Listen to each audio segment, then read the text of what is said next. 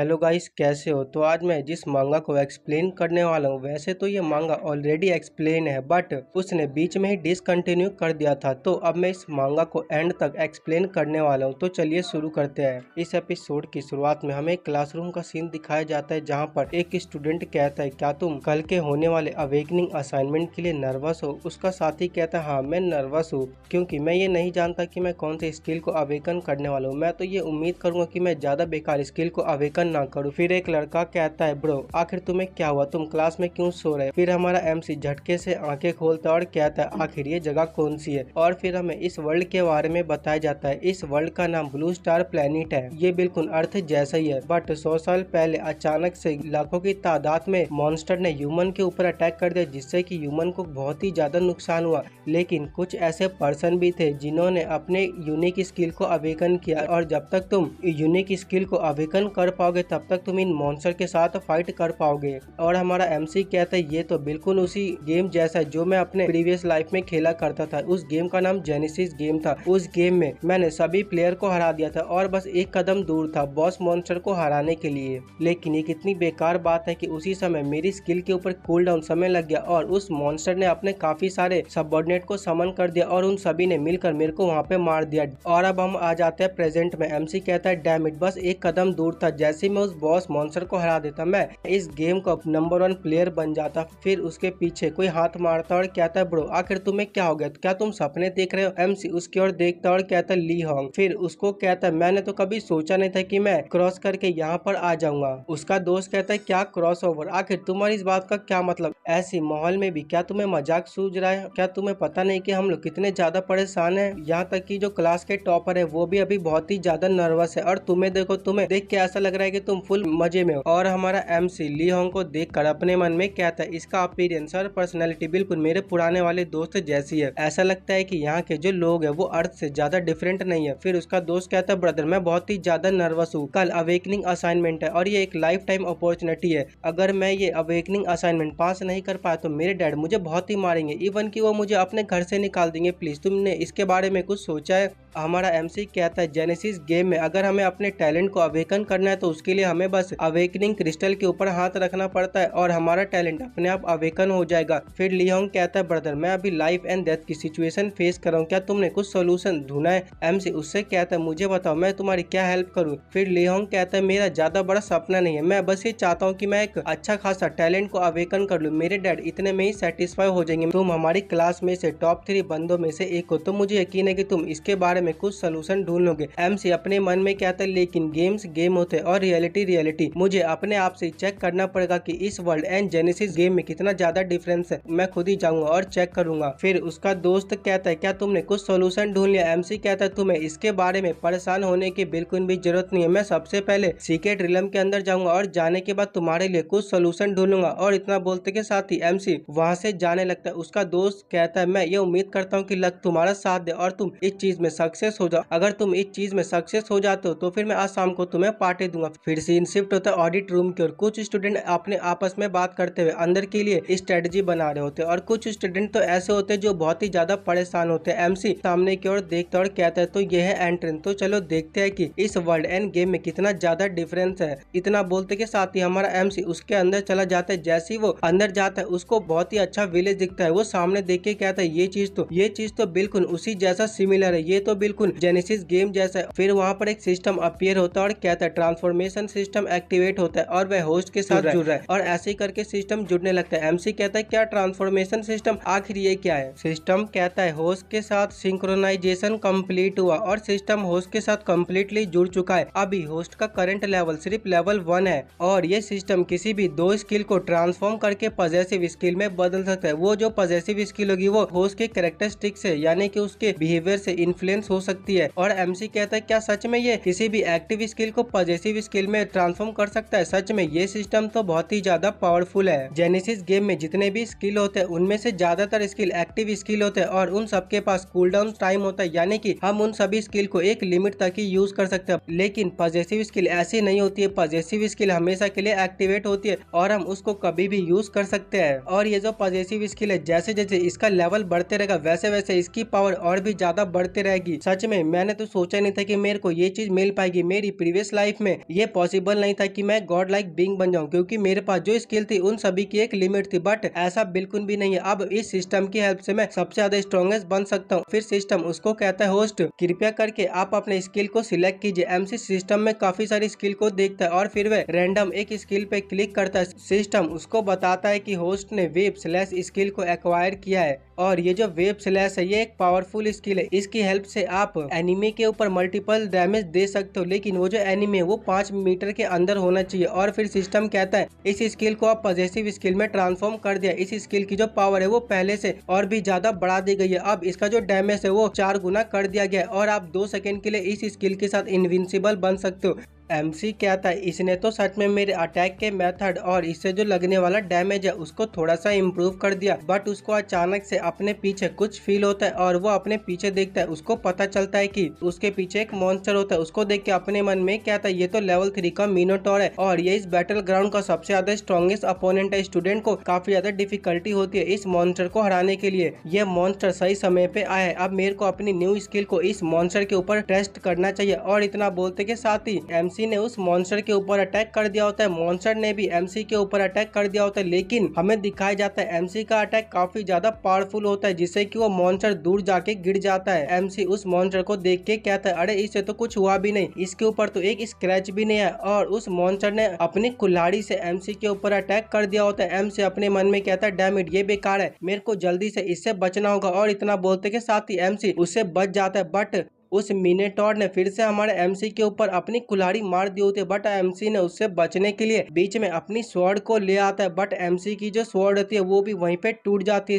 System उसको बताता है कि वेब स्लैश स्किल एक्टिवेट होता है और जो यूजर है वो 2 सेकंड के लिए पूरी तरह से इनविंसिबल हो चुका है। यूजर का जो अटैक है उससे जो डैमेज होगा वो भी 3 गुना ज्यादा बढ़ चुका है। एमसी कहता है क्या पॉजिटिव स्किल एक्टिव हो चुका है? और फिर एमसी उससे बचता है और बचने के साथ ही अपना सबसे ज्यादा पावरफुल अटैक उसके ऊपर करता है। वो अटैक इतना ज्यादा पावरफुल होता है कि वो मिनोटॉर मॉन्स्टर एक ही बार में मारा जाता है। और एमसी कहता है अब जबकि मैंने इस स्किल को पॉजिटिव स्किल में ट्रांसफॉर्म कर दिया है तो इस स्किल ने मेरी कूल टाइम की प्रॉब्लम को सॉल्व कर दिया है और साथ ही में काफी सारी ऐसी चीजें हैं जिनको इसने सॉल्व कर दिया है। पास्ट लाइफ में मेरे पास काफी सारे रिग्रेट थे, बट इस लाइफ में मैं ऐसा बिल्कुल भी नहीं होने दूंगा। इतना बोलते के साथ ही उसके पीछे एक मॉन्स्टर आ जाता है और उसने उस मॉन्स्टर को भी मार दिया होता है। ऐसे ही करके उसके सामने काफी सारे मॉन्स्टर आते हैं और एमसी उन सभी मॉन्स्टर को मार देता है और कहता है मेरे पास अपने पास लाइफ के पूरे एक्सपीरियंस है और मैं इन एक्सपीरियंस की हेल्प से ली होंग को अवेकन करवा सकता हूँ। उसको अवेकन करवाने में ज्यादा डिफिकल्टी नहीं होने वाली है। फिर सिस्टम उसको कहता है होस्ट कृपया करके आप अपने सेकंड पॉजिटिव स्किल को सिलेक्ट कीजिए। हमारा एमसी अपने सिस्टम विंडो की ओर देखता और कहता है आखिर में इनमें से कौन सा चुनूं। अर्ली स्टेजेस में जो बिगिनर होते हैं वो ज्यादातर मॉन्स्टर के द्वारा मारे जाते हैं क्योंकि उनकी जो पावर होती है वो इनसफिशिएंट होता है। उनके स्किल के ऊपर कूल डाउन भी बहुत ही ज्यादा होता है। अब जबकि मैंने फर्स्ट स्किल के अटैक पावर को बढ़ा दिया तो मुझे सेकेंडली इसके कूल डाउन को हटाने के बारे में सोचना चाहिए। और इतना बोलते के साथ ही उसने एक वेपन स्विचिंग स्किल को एक्वायर कर लिया होता है। सिस्टम उसको बताता है कि आपने वेपन स्विचिंग स्किल को एक्वायर कर लिया और इसकी खासियत यह है कि आप एक वेपन से जब भी दूसरे वेपन में बदलोगे तो इसका जो कूल टाइम रहेगा वो सिर्फ 30 मिनट का रहेगा।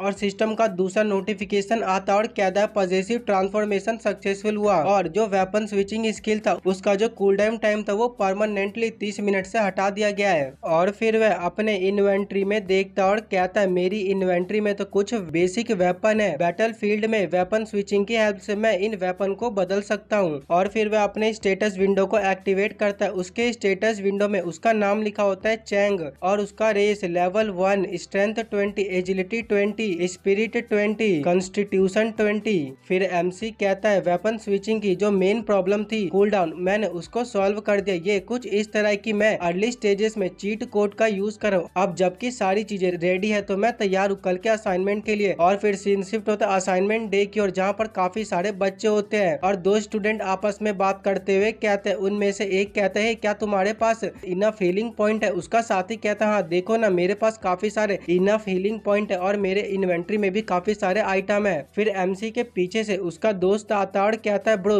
ये सोल्जर पूरी तरह से तैयार है तुम्हारे ऑर्डर को सुनने के लिए, मैंने पावर ऑफ मनी को यूज किया और मैं ये मैप को लेके आऊं। एम से उससे कहता है बेवकूफ जरा धीरे बोलो, अगर सभी लोगों ने ये बात सुन ली तो हमारे लिए थोड़ा प्रॉब्लमेटिक हो सकता है। उसका दोस्त कहता है अरे मेरे को माफ करना, मैं ना आज कुछ ज्यादा एक्साइटेड हो गया हूँ तो इसलिए मैं ना अपनी खुशी को बिल्कुल भी कंट्रोल नहीं कर पाया। फिर हमारा एमसी उस मैप को देखने लगता है और ली होंग कहता है इस बार का जो रिलम है वो प्रोफेसर लुओ ने चुना है। सच में प्रोफेसर लुओ ने इस बार की डिफिकल्टी को पहले से बढ़ा दिया है। हमारा एमसी उस मैप को देखते हुए कहता है तो ये है फ्लेम फिजियोर मैप। जहाँ तक मुझे याद है कि पास्ट लाइफ में इसके अंदर जो मॉन्स्टर है उनका जो लेवल है वो 10 से 3 के बीच में होता है, तो ये इतना भी ज्यादा डिफिकल्ट नहीं है। फिर हमारा एमसी कहता है ली होंग मुझे ये बताओ तुम कितने ज्यादा हायर लेवल के मॉन्स्टर को हरा सकते हो। ली होंग कहता है मैं इतना ज्यादा स्ट्रांग नहीं हूँ, मैं सिर्फ लेवल 5 तक की मॉन्स्टर को हरा सकता हूँ। उसकी ये बात सुनकर तो हमारा एमसी अपने सर पे हाथ रख लेता है और कहता है ये तो सच में मेरी उम्मीद से भी ज्यादा कमजोर निकला। ली होंग कहता है ब्रदर मैं क्या करूँ, मैं सच में बहुत ही ज्यादा कमजोर हूँ। हमारा एमसी उससे कहता है ऐसा लगता है कि तुम्हारे लिए अब मेरे को कोई टेढ़ा रास्ता ही यूज करना पड़ेगा। फिर वहाँ पर येलो बाल वाला लड़का आ जाता है और वो कहता है तो तुम अपने डैड के पैसों को यूज करना चाहते हो इस असाइनमेंट टेस्ट को पास करने के लिए, आखिर तुम ऐसा क्यों कर रहे हो, क्यों ना तुम इसे गिव अप कर लो, आखिर तुम अपने डैड को एम्बेरस क्यों कर रहे हो, ऐसा करने से सिर्फ तुम्हारे डैड ही एम्बेरस होंगे। उसकी बात सुनकर तो ली होंग को गुस्सा आ जाता है और कहता है जरा तू अपनी जवान संभाल के बात कर। एमसी उसको रोकने की कोशिश करता है और कहता है थोड़ा शांत हो जाओ। ली होंग कहता है ब्रदर तुमने देखा ना कि ये मुझसे कैसे बात कर रहा है, इस कमीने की हिम्मत कैसे मुझसे ऐसे बात करने की। वो येलो बाल वाला लड़का कहता है तुमने देखा ना तुम्हारा दोस्त कितना ज्यादा सेंसेबल है, क्योंकि वो अच्छे से जानता है कि तुम एक लूजर हो, इसलिए वो तुमको कह रहा है कि तुम रुक जाओ नहीं तो तुम ही मेरे हाथों से मार खाओगे। उसकी ये बात सुनकर तो एमसी अपने टांगों से उसके टांगों पे मारता है जिससे कि वो कंफ्यूज होते हुए नीचे गिर जाता है और हमारा एमसी उससे कहता है आखिर तुम मेरे पैरों के नीचे क्या कर रहे हो, तुम्हें मुझसे माफी मांगने की बिल्कुल भी जरूरत नहीं है। उसकी बात सुनकर तो येलो बाल वाले लड़के को गुस्सा आ जाता है और वो कहता है चैंग किंगमो आखिर तेरी हिम्मत कैसे हुई मेरे साथ ऐसा करने की, क्या तेरा अपनी जिंदगी से मन भर गया है। और इतना बोलते के साथ ही वह हमारे एमसी को पंच मारने वाला होता है, लेकिन हमारे एमसी ने बड़ी आसानी से उसके पंच को रोक लिया होता है, जो देखकर वो कहता है आखिर ये इतना ज्यादा कैसे स्ट्रांग हो गया। हमारा एमसी उससे कहता है अरे मैं तो मेन पॉइंट भूल गया था, क्यों ना हम एक शर्त लगाए, हम ये शर्त लगाते हैं कि ली होंग इस असाइनमेंट टेस्ट से पास होगा या नहीं, बताओ क्या तुम्हारे पास हिम्मत है कि तुम हमसे शर्त लगाते हो। उसकी ये बात सुनकर तो येलो बाल वाला लड़का और उसके दोनों छपरी दोस्त उनको तो हंसी आने लगती है, वह अपनी हंसी को कंट्रोल नहीं कर पा रहे होते और फिर वह जोर जोर से हंसने लगते और कहते हैं हमने क्या सुना, क्या तुम सच में हमसे शर्त लगाना चाहते हो, तो ठीक है मैं शर्त को एक्सेप्ट करता हूँ, लेकिन एक बात ध्यान रखना जो हारेगा उसको प्लेग्राउंड के 10 चक्कर लगाने होंगे और वो भी नंगे होकर, और सभी को 3 बार अपना डैड बोलना पड़ेगा। तो बताओ तुम्हें ये ऑफर कैसा लगा। हमारा एमसी कहता है ठीक है मुझे इससे बिल्कुल भी प्रॉब्लम नहीं है। सभी डिसाइपल को पता चल जाता है कि वो शर्त लगाने वाले और वो आपस में बात करने लगते हैं और कहते हैं क्या सच में ये येलो बाल वाला लड़का एंड ली होंग एक दूसरे से शर्त लगाने वाले हैं, तो चलो देखते हैं कि कैसे ली होंग इससे हारता है। और ली होंग कहता है ब्रदर मो आखिर तुम ये क्या कर रहे हो। हमारा एमसी उससे कहता है तुम मेरे ऊपर विश्वास रखो तुम जरूर जीतोगे। ली होंग उससे कहता है क्या आखिर मैं तुम्हारे ऊपर कैसे विश्वास करूँ, तुम मेरे लिए चीजों को और भी ज्यादा मुश्किल किए जा रहे हो, मेरे को बस असाइनमेंट टेस्ट पास करना था ताकि मैं अपने डैड से थोड़ी ज्यादा पॉकेट मनी ले पाऊँ, लेकिन तुमने तो मेरे लिए चीजों को और भी ज्यादा बिगाड़ दिया। फिर हमारा एमसी उसके कानों में कुछ कहता है जो हमको नहीं बताई जाती है। उसकी बात सुनकर ली होंग उससे कहता है क्या तुम इस बारे में श्योर हो। हमारा एमसी कहता है हाँ मैं पूरी तरह से श्योर हूँ। और फिर वो खुश होते हुए कहता है ये मैं पूरी तरह से तैयार हूँ तुम्हारे साथ शर्त लगाने के लिए, और मैं ये उम्मीद करता हूँ कि तुम इस प्ले ग्राउंड के नंगे होकर 10 चक्कर लगाओगे। फिर हमें जियांग चेंग कॉलेज के डायरेक्टर को दिखाया जाता है जिसका नाम जेंग ली होता है। जेंग ली कहता है मैं आज डिक्लेयर करता हूँ कि असाइनमेंट टेस्ट ऑफिशियली शुरू होता है। इतना बोलते के साथ ही स्पीकर में से आवाज आती है और वो आवाज कहते हैं सभी स्टूडेंट एक एक करके टेलीपोर्टेशन गेट के सामने लाइन लगा लो और धक्का मुक्की बिल्कुल भी मत करना। ली होंग अंदर जाते हुए कहता है ब्रो मैं जा रहा हूँ और जाने के बाद मैं दिखा दूंगा कि मेरा नाम ली होंग है और मैं इस शर्त को जीतूंगा। इतना बोलते के साथ ही वो उस गेट के अंदर चला जाता है। हमारा एमसी भी उस गेट के अंदर चला जाता है और हमारा एमसी फ्लेम फिशियोर रिलम में चला जाता है। वह सामने के नजारों को देख के कहता है जहाँ तक मुझे याद है कि इस डंजन के अंदर काफी सारा वॉल्केनो और लावा है और इसमें जो मॉन्स्टर है वो ज्यादातर सिर्फ 2 ही टाइप के होते हैं, एक तो इविल और दूसरा है डीमन। जब हम इन सभी को हरा देंगे उसके बाद फिर इस डंजन का फाइनल बॉस आएगा जिसका नाम जलान है और वो जलान बॉस काफी ज्यादा ज्यादा पावरफुल है। सच में ये जगह तो मेरे को थोड़ी सी फेमिलियर लग रही है, क्योंकि मुझे काफी लंबा समय हो गया गेम खेले हुए और हमारे एमसी के सामने कुछ मॉन्स्टर आ जाते हैं। उनमें से एक मॉन्स्टर हमारे एमसी के ऊपर अटैक कर देता है, लेकिन हमारा एमसी उस मॉन्स्टर से बच जाता है और फिर पीछे हट जाता है और हमको दिखाया जाता है हमारे एमसी को चारों ओर से मॉन्स्टर ने घेर लिया होता है। हमारा एमसी उसको देखकर अपने मन में कहता है, पास्ट में मैं इस गेम को कंप्यूटर और कीबोर्ड की हेल्प से खेला करता था, बट अब मेरे को अपनी बॉडी का यूज करना होगा इन सभी मॉन्स्टर को हराने के लिए। सच में ये थोड़ा चैलेंजेबल हो सकता है। और इतना बोलते के साथ ही उसने अपनी इन्वेंटरी से एक स्वॉर्ड निकाल ली होती है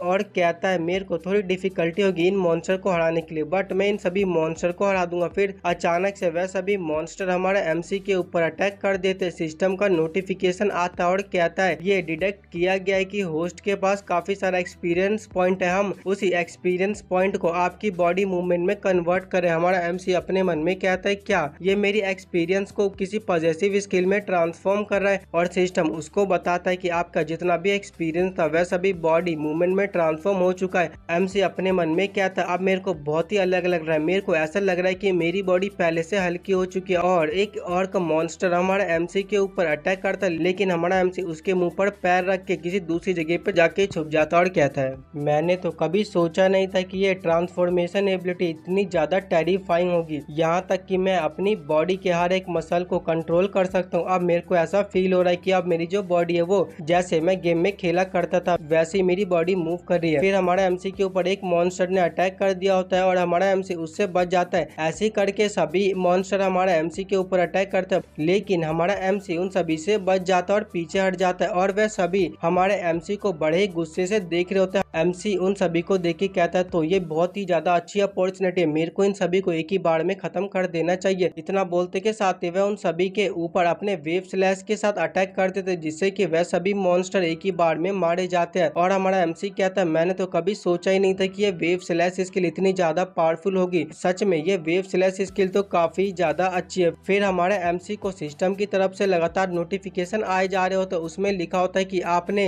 फ्लेम ब्लेड डिवॉर्ड को हरा दिया, आपने फ्लेम ब्लेड डिवॉर्ड को हरा दिया। ऐसे करके हमारे एमसी ने आसपास के जितने भी मॉन्स्टर होते हैं वह उन सभी मॉन्स्टर को हरा देता है। सिस्टम उसको कहता है, होस्ट ने जिस तरह से मॉन्स्टर को मारा है उसकी वजह से आपका जो एक्सपीरियंस है वो 50% से बढ़ा दिया जाएगा और आपने अभी 5 एट्रीब्यूट पॉइंट को गेन कर लिया है। और एक और नोटिफिकेशन आता है, उसमें लिखा होता है, कांग्रेचुलेशन, होस्ट ने अब सेकंड लेवल पर ब्रेक थ्रू किया है। कांग्रेचुलेशन, होस्ट अब 3rd लेवल पर आ चुके हैं। हमारा एमसी कहता है, अगर तुम इन मॉन्स्टर को किसी खास तरीके से मारते हो तो तुम्हें एक्स्ट्रा पॉइंट मिलने वाले। सच में ये चीज तो काफी ज्यादा अच्छी है। और फिर वह किसी दूसरी जगह पर जाने लगता है और जाते हुए अपने मन में कहता है, अगर तुम्हारे पास बेसिक स्किल एंड वेपन होंगे तो ये चीज तो काफी ज्यादा मजेदार होगी। ये चीज तो उस जेनेसिस गेम है उससे भी ज्यादा मजेदार होने वाली है। फिर सीन शिफ्ट होता है बाहर की ओर, हमें लीडर बोर्ड को दिखाया जाता है जहाँ की रैंकिंग अचानक से चेंज हो जाती है। एक लड़के का ध्यान सामने की ओर जाता है और वो कहता है, अरे तुम सामने देखो, सामने तो अचानक से जो लीडर बोर्ड की जो रैंकिंग है वो चेंज हो चुकी है। और हमको दिखाया जाता है लीडर बोर्ड की जो रैंकिंग होती है उसमें हमारे एमसी का नाम नंबर 1 पर होता है। जो देखकर तो डिसाइपल आपस में बात करने लगते हैं और कहते हैं,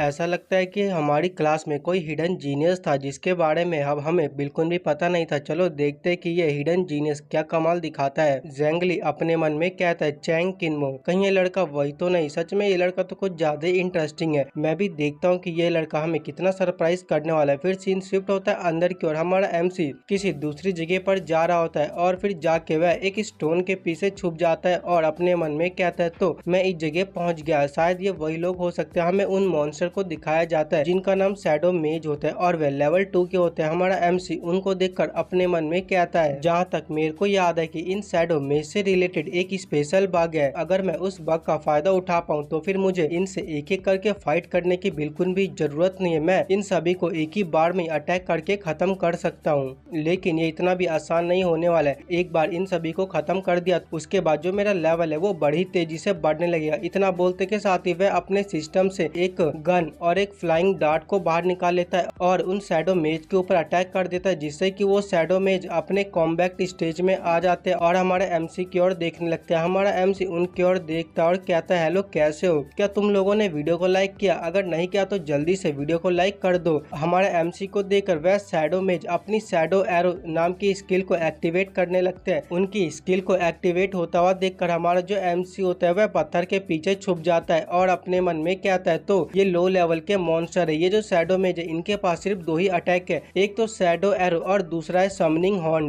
हमें उन शैडो मेज को दिखाया जाता है जिन्होंने अपना अटैक लगभग बना ही लिया होता है, बट हमारा एमसी अचानक से उनके सामने से डिसअपेयर हो जाता है, जो देखकर वो लोग अपना जो अटैक होता है वहीं पे बंद कर लेते हैं और हमारा एमसी किसी दूसरी जगह पर आ जाता है और कहता है, वेल ये इतना भी बुरा नहीं था, अब मैं इनके फील्ड से दूर आ चुका हूँ, यानी कि अब मैं एक ऐसी जगह पर आ चुका हूँ जहाँ से ये लोग मेरे को बिल्कुल भी नहीं देख सकता हूँ। ये जो शैडो मेज है ये हमारे ऊपर तभी अटैक कर पाते हैं जब हम इन रेंज में होते हैं। अगर हम एक बार इनकी रेंज से बाहर हो जाए तो उसके बाद ये हमारे ऊपर बिल्कुल भी अटैक नहीं कर पाते। और सेकंड बात यह है कि अब मैं इनकी नजरों में नहीं हूँ, तो फिर मेरे को इन सभी के ऊपर एक साथ अटैक कर देना चाहिए। और इतना बोलते के साथ ही उसने अपने सभी फ्लाइंग डॉट से उन सभी की ओर अटैक कर देता है, जिससे कि वहाँ पर जितने भी डॉग होते हैं वह सभी मारे जाते हैं। और हमारा एमसी कहता है, अब बारी है इस बग का फायदा उठाने का। इनके पास जो शैडो एरो की जो स्किल है उससे ज्यादा पावरफुल शैडो समनिंग स्किल है। शैडो समनिंग स्किल काफी ज्यादा पावरफुल होती है और वह इस स्किल में सिर्फ डॉग को ही समन कर पाते हैं। हमें उन शैडो मेज को दिखाया जाता है जिन्होंने अपनी समनिंग हाउंड स्किल को एक्टिवेट करके वहां पर डॉग को समन करने लगते हैं। और हमारा एमसी कहता है, क्या मैं इस चीज में सक्सेस हो गया? अब जबकि शैडो मेज अपने टारगेट को लॉक नहीं कर सकते तो इनके पास अब एक ही तरीका है और वो है शैडो समनिंग स्किल। ये तब तक डॉग को समन करते रहेंगे तब तक इनका जो माना है वो पूरी तरह से खत्म ना हो जाए। ये कंटिन्यू यहाँ पर डॉग को समन करते रहेंगे। अब मेरे को ज्यादा परवाह करने की बिल्कुल भी जरूरत नहीं। अब मेरे को बस यहाँ पर थोड़ी देर तक आराम करना है और इंतजार करना है कि इनका माना कब खत्म हो जाए। जैसे ही इन सभी का माना खत्म हो जाएगा उसके बाद मैं इन सभी के ऊपर एक साथ अटैक कर दूंगा, क्योंकि शैडो मेज एंड और ये समनिंग डॉग ये दोनों एक दूसरे के साथ जुड़े रहते हैं। अगर एक बार ये शैडो मेज खत्म हो जाएंगे तो उसके बाद जो समनिंग डॉग है वो भी अपने आप खत्म हो जाएंगे। और समनिंग डॉग को मारने से ज्यादा पॉइंट नहीं मिलते, हमें ज्यादा एक्सपीरियंस पॉइंट मिलते हैं शैडो मेज को मारने से। फिर हमें बाहर की ओर दिखाया जाता है जहाँ पर 8 घंटे हो चुके होते हैं और लीडर बोर्ड की जो रैंकिंग होती है वो काफी ज्यादा चेंज हो चुकी होती है। और एक बच्चे का ध्यान रैंकिंग की ओर जाता है और वो कहता है, अरे तुम सामने देखो, सामने तुम देख रहे हो ना, सीनियर लुओ वो तो सच में फर्स्ट ऐसी पर्सन है जिन्होंने फायर मास्टर प्रोफेसर को चूज किया है। वह अभी तो लीडर बोर्ड में 2nd नंबर पे, बट उनका जो लेवल है वो लेवल 10 पर आ चुकी है और वो तो सच में काफी ज्यादा अच्छी है। और तुम साथ ही में सीनियर संगी को भी देख सकते हो, वह अब एक स्वॉर्डमैन बन चुके हैं। अगर उन्होंने इस डंजन के फाइनल बॉस जलांग को हरा दिया तो इसमें कोई सरप्राइज होने की बात नहीं होगी। वह उस बॉस को हराने के बाद अवेकनिंग स्टोन पे टच करके अपने प्रोफेशन को अवेकन कर सकते हैं। और बाकी के जो टॉप 10 स्टूडेंट है वो भी काफी ज्यादा अच्छा कर रहे हैं। अगली बार जब मैं इस कॉलेज में पढ़ूंगा तो मैं जरूर उसी क्लास में जाऊंगा जिस क्लास में ये टॉप 10 के स्टूडेंट पढ़ा करते थे।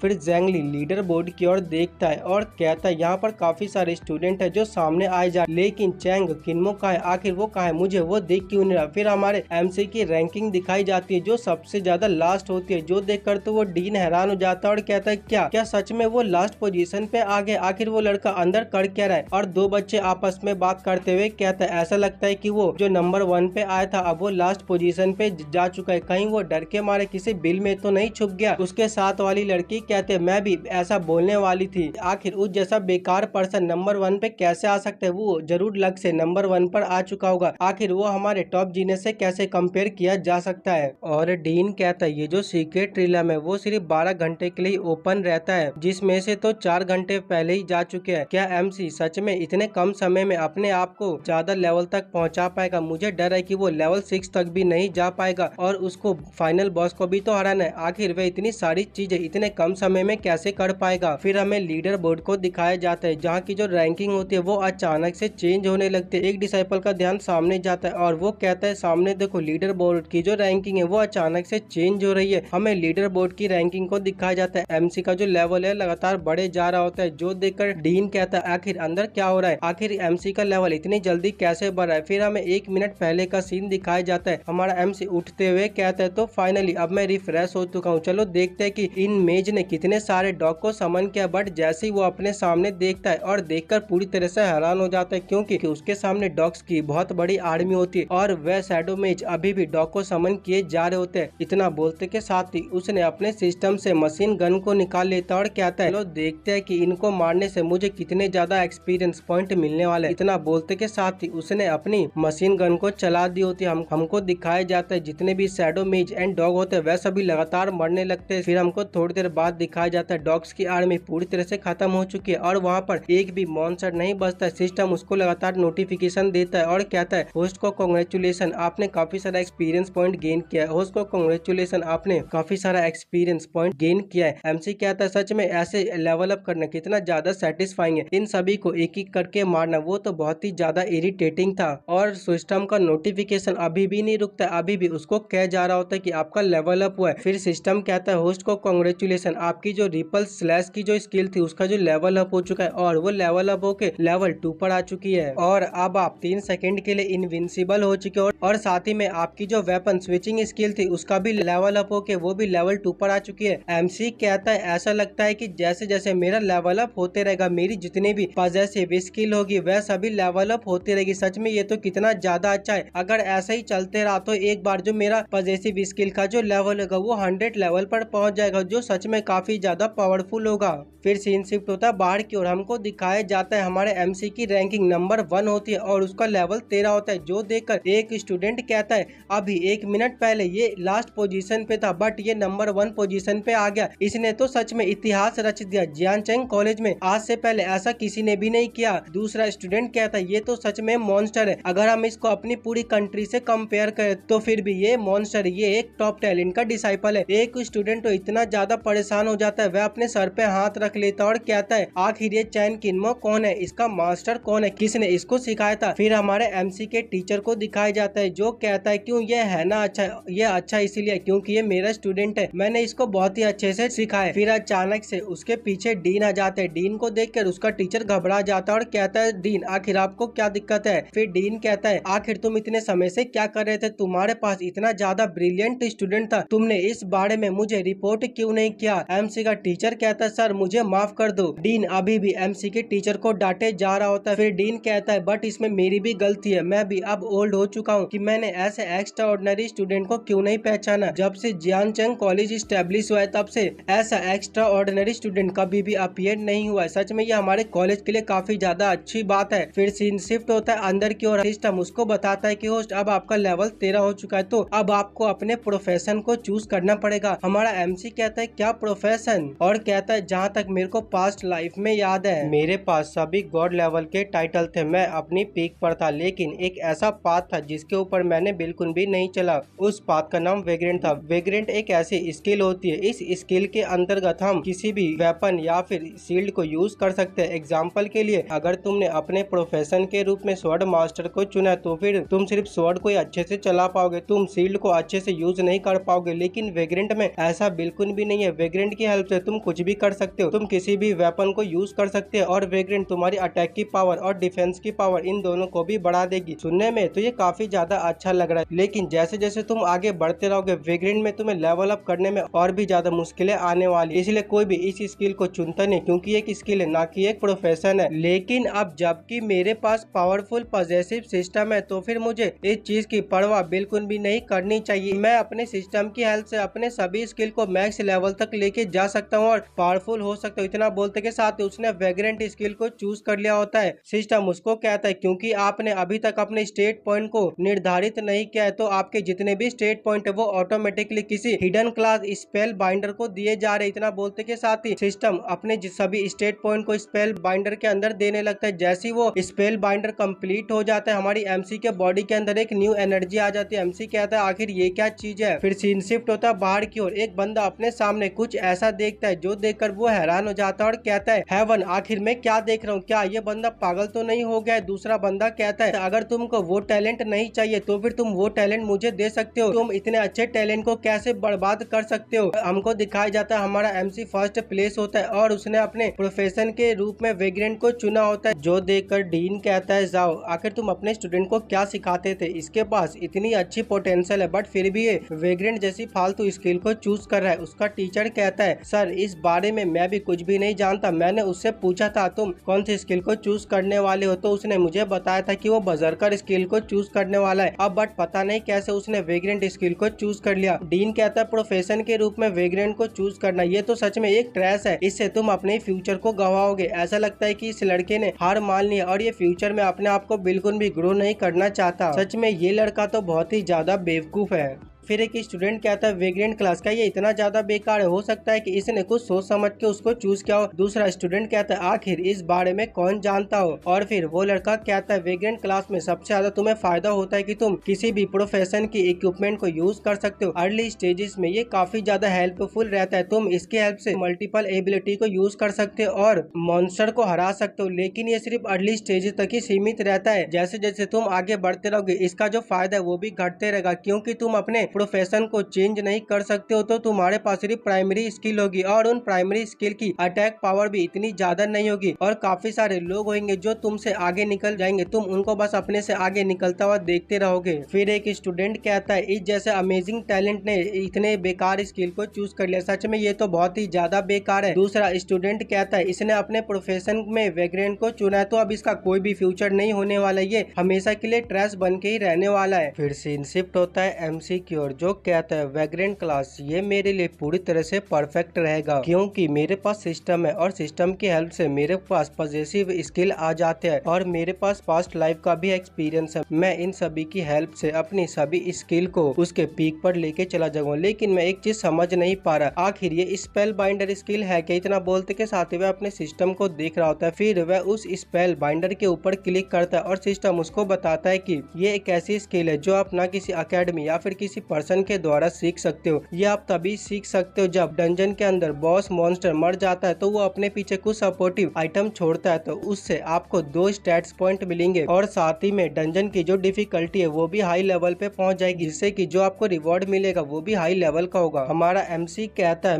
मैं इस स्किल को अभी के लिए सीख नहीं सकता, लेकिन मैं इस स्किल को डंजन बॉस के ऊपर अटैक कर सकता हूँ और काफी सारे स्किल पॉइंट ले सकता हूँ। सच में ये चीज तो कुछ ज्यादा ही अच्छी स्पेल बाइंडर स्किल ये मेरे लिए पूरी तरह से परफेक्ट रहेगी। अब मुझे अपने स्किल की डैमेज और उसके अटैकिंग स्पीड को बढ़ाना होगा। इतना बोलते के साथ ही वह स्पेल बाइंडर स्किल का स्ट्रेंथ को इंक्रीज कर देता है। फिर उसके पीछे कुछ मॉन्स्टर अपीयर हो जाते हैं, वह उन सभी मॉन्स्टर के ऊपर एक स्लैश करता है और एक ही स्लैश में उन सभी को वहीं पर खत्म कर देता है। जैसे ही वो मॉन्स्टर मरता है वहाँ पर एक स्पेशल आइटम ड्रॉप होता है और वो होता है डीमन बुक। एमसी उसको देखता है और कहता है ये तो डीमन बुक है, ऐसा लगता है कि मैंने किसी हिडन मिशन को अनलॉक कर लिया। तो ठीक है, फिर अभी के लिए मैं फाइनल बॉस मॉन्स्टर को भूल जाता हूँ और मैं हिडन मिशन को अनलॉक करने के बारे में सोचता हूँ, क्या पता इससे मेरे पास हिडन आइटम आ जाए। फिर हमें बताया जाता है जैसे जैसे समय गिरा जा रहा था वैसे वैसे काफी सारे स्टूडेंट फाइनल बॉस की ओर जा रहे थे उसको हराने के लिए, लेकिन काफी सारे स्टूडेंट को दिक्कत हो रही थी फाइनल बॉस जलान को हराने के लिए। वह फाइनल बॉस जलान को बिल्कुल भी नहीं हरा पा रहे थे, क्योंकि फाइनल बॉस जलान बहुत ही ज्यादा स्ट्रॉन्ग था। लेकिन अगर तुम उसको हरा देते हो तो फिर उसके पीछे जो अवेकनिंग स्टोन है तुम उसको टच कर सकते हो और उसको टच करने के बाद तुम सक्सेसफुली एग्जाम को पास कर सकते हो। फिर हमें सनकी को दिखाया जाता है जो कहता है तो फाइनली अब मैं जलान बॉस मॉन्स्टर के पास जा चुका हूँ। मैं जानता हूँ ये बहुत ही ज्यादा पावरफुल है, बट मेरे पास स्पीड है, मैं अपनी स्पीड की हेल्प से इस मॉन्स्टर को हरा दूंगा। इतना बोलते के साथ ही उसने वह फाइनल बॉस के ऊपर अटैक कर देता है। हमें बताया जाता है कि जलान के पास एक ऐसी स्किल है, उस स्किल का नाम सैक्रिफाइस है। वो सैक्रिफाइस स्किल की हेल्प से अपने एनिमी के ऊपर कंटिन्यू डैमेज दे सकता है और उसी बीच में उसके ऊपर एक कर्स डाल सकता है, जिससे कि जो एनिमी की जो पावर वो बहुत ही ज्यादा कमजोर हो जाएगी। सनकी उसके ऊपर अटैक करने वाला होता है, बट उससे पहले फाइनल बॉस जलान उसके ऊपर अटैक कर देता है, जो अटैक काफी ज्यादा पावरफुल होता है और सनकी पीछे हट जाता है और कहता है नहीं, मैं इसको बिल्कुल भी नहीं हरा सकता, मैं इस अटैक को बिल्कुल भी डॉज नहीं कर सकता हूँ। हमको दिखाया जाता है जलान के एक सबऑर्डिनेट ने संकी के ऊपर अटैक करता है, जिससे कि संकी वहीं पे हार जाता है। फिर हमें एग्जामिनेशन हॉल की ओर दिखाया जाता है, पोर्टल के अंदर से सनकी बाहर निकलता है और सनकी को देख के स्टूडेंट आपस में बात करने लगते हैं और कहते हैं अरे ये तो वही स्टूडेंट है जो टॉप 5 में आया था, क्या ये भी फाइनल मॉन्स्टर को हरा नहीं पाए? क्या फाइनल मॉन्स्टर को हराना इतना ज्यादा मुश्किल है? ऐसा लगता है कि इस बार का जो फाइनल बॉस है वो सच में बहुत ही ज्यादा स्ट्रॉन्ग है। फिर एक स्टूडेंट कहता है प्रीवियस ईयर के असाइनमेंट में जो असाइनमेंट का जो सीक्रेट रिलम था वो ज्यादा हार्ड नहीं था, लेकिन इस बार का सीक्रेट रिलम बहुत ही ज्यादा हार्ड है। इस बार के सीक्रेट रिलम में हमें 5 मॉन्स्टर को हराना पड़ता है और एक फाइनल बॉस मॉन्स्टर जलान को भी हराना पड़ता है। दूसरा स्टूडेंट कहता है हाँ तुम बिल्कुल सही कह रहे हो, इस बार का जो मॉन्स्टर है सच में बहुत ही ज्यादा पावरफुल है, इस बार के स्टूडेंट बहुत ही ज्यादा अनलकी है। लेकिन मैं ये समझ नहीं पा रहा, ये जो सीक्रेट रिलम है 10 साल तक इसको तो यूज ही नहीं किया, तो फिर आखिर एजुकेशन कमीशन इसको क्यों स्टूडेंट के लिए यूज कर रहा है। हमें एमसी को दिखाया जाता है जो कहता है मैंने लगभग सभी आइटम को कलेक्ट कर लिया ताकि मैं हिडन मिशन को अनलॉक कर सकूं, जिसकी वजह से मैंने काफी सारा समय वेस्ट कर दिया, बट अभी भी मेरे पास अपॉर्चुनिटी है, मैं फाइनल बॉस को हरा सकता हूँ और फिर इस असाइनमेंट टेस्ट को पास कर सकता हूँ। इतना बोलते के साथ ही वह फाइनल बॉस के पास चला जाता है। हमारा एमसी उस फाइनल बॉस को देखे जा रहा होता है और फिर जलान अपने सबऑर्डिनेट को कहता है जाओ इसके ऊपर अटैक करो, और उसके सभी सबऑर्डिनेट एमसी की ओर अटैक कर देता है। एमसी कहता है ये मॉन्स्टर की स्पीड सच में काफी ज्यादा फास्ट है, लेकिन ये फास्ट तो है बट मेरे सामने बिल्कुल भी नहीं। बाकी स्टूडेंट के लिए हो सकता है फास्ट, लेकिन ये मेरे सामने बहुत ही ज्यादा स्लो है। इतना बोलते के साथ ही हमारा एमसी बड़ी तेजी से उनके पीछे आ जाता है और पीछे आने के बाद उन सभी की ओर अपने किक से अटैक करता है, जिससे कि वह तीनों दूर गिर जाते हैं और अपने मन में कहता है अभी के लिए ये जो जलान बॉस है वह एक मैजिकल स्पेल को कास्ट कर रहा है और ये जो मॉन्स्टर है वह उसको प्रोटेक्ट कर रहे थे। अब जबकि मैंने इन सभी मॉन्स्टर को उनसे दूर कर दिया तो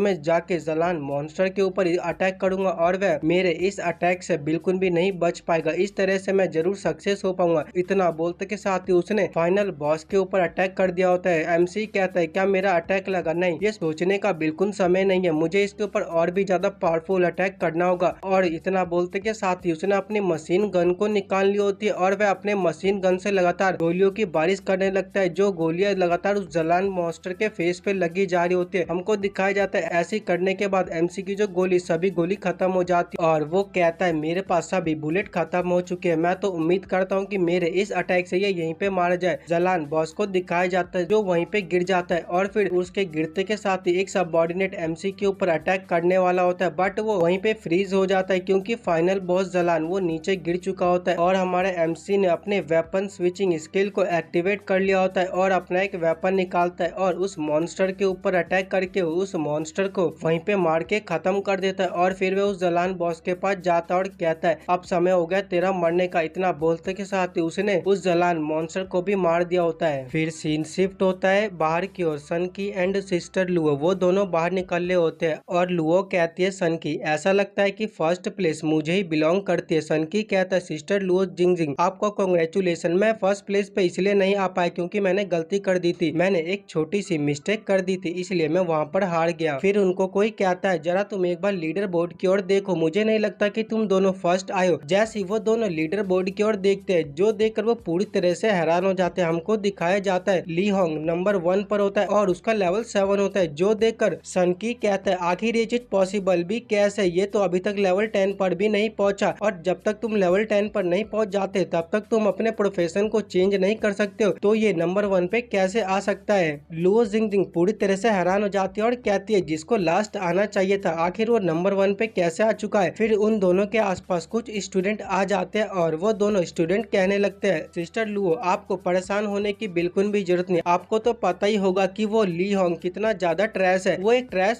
स्टूडेंट है और उसका लेवल भी 7 है, तो क्या आपको सच में ऐसा लगता है कि वो लेवल 8 के इलाइट मॉन्स्टर को हरा सकता है? बिल्कुल भी नहीं, उसने जरूर चीटिंग की होगी, इसीलिए तो डीन ने उसको खुद ही अपने ऑफिस बुलाए उसे पूछताछ करने के लिए, तो आप रिलैक्स हो जाइए। सन की कहता है हाँ लुओ तुम्हें ज्यादा सरप्राइज होने की जरूरत नहीं, वो एक ट्रैश है, जरूर उसने चीटिंग की होगी। लुओ कहती है मैं जानती हूँ उसने चीटिंग की होगी, तो मैं इस चीज के लिए बिल्कुल भी सरप्राइज नहीं हूँ, उस जैसा लड़का चीटिंग के सिवा और क्या ही कर सकता है। फिर हमें डीन के ऑफिस का सीन दिखाया जाता है। डीन बहुत ही ज्यादा गुस्से में होते हैं और कहते हैं लियोंग मुझे सच सच बताओ क्या तुमने चीटिंग की है? उसकी ऐसी बातें सुनकर तो लियोंग बुरी तरह से घबरा जाता है, वह कुछ कहने वाला होता है। फिर डीन उससे कहते हैं तुम अभी भी मुझे कुछ भी नहीं बता रहे हो, मेरे को पता है जब तुम्हारे सामने वो बॉस मॉन्स्टर आया होगा तब तुम्हें कुछ मालूम ही नहीं होगी तुम उससे कैसे फाइट करोगे, और तुम ये दावा कर रहे हो कि तुमने एग्जामिनेशन को पास कर लिया है। क्या तुम एक ऐसे स्टूडेंट बनने वाले हो जिसको जियांगचेंग की कॉलेज की हिस्ट्री में असाइनमेंट के दिन ही एक्सपेल कर दिया गया हो? हमें इस बंदे के बारे में बताया जाता है, इसका नाम लुओ यानमिन होता है जो जियांगचेंग एजुकेशनल कमीशन की तरफ से आया होता है, और वो गुस्से में कहता है और साथ ही में जिसने तुम्हारी हेल्प की थी वो भी तुम्हारे साथ ही जाएगा, हम अच्छे से इन्वेस्टिगेशन करेंगे और तुम दोनों को बुरी सजा देंगे। उसकी ये बात सुनकर तो ली होंग बुरी तरह से घबरा जाता है, उसके पसीने छूटने लगते हैं और वो कहता है कमिश्नर लियू प्लीज मेरे को माफ कर दीजिए, वो मैं था जिसने चैन किन्मो से फेवर लिया था, इसमें उसकी कोई भी गलती नहीं है, सारी गलती मेरी है। तो आपको जो भी पनिशमेंट देनी है आप मेरे को दीजिएगा। और फिर वो प्रोफेसर को सारी चीजें बता देता है कि कैसे उसने एग्जामिनेशन को पास किया। ये जानकर स्कूल के डीन कहते हैं वो जो मॉन्स्टर है वो एक लिमिटेड एरिया तक ही देख सकते हैं और तुमने उसी चीज का फायदा उठाया और छुपके से जाके अवेकनिंग स्टोन के ऊपर टच कर दिया। क्या ये चीज पॉसिबल भी है? फिर कमिश्नर लुओ कहते हैं चैन किन्मो आखिर ये कौन है? क्या ये हमारे स्कूल का कोई हिडन जीनियस है? ज़ैंगली मेरे को जल्दी से रिजल्ट के बारे में बताओ कि उसकी परफॉर्मेंस क्या है। फिर ज़ैंगली कहता है चैन किन्मो ये वो स्टूडेंट है जिसने इतिहास रच दिया है। ये ऐसा पहला स्टूडेंट है जो असाइनमेंट के दिन ही लेवल 13 पर पहुंच गया था और साथ ही में ये अभी तक सीक्रेट रिलम से वापस नहीं आया है।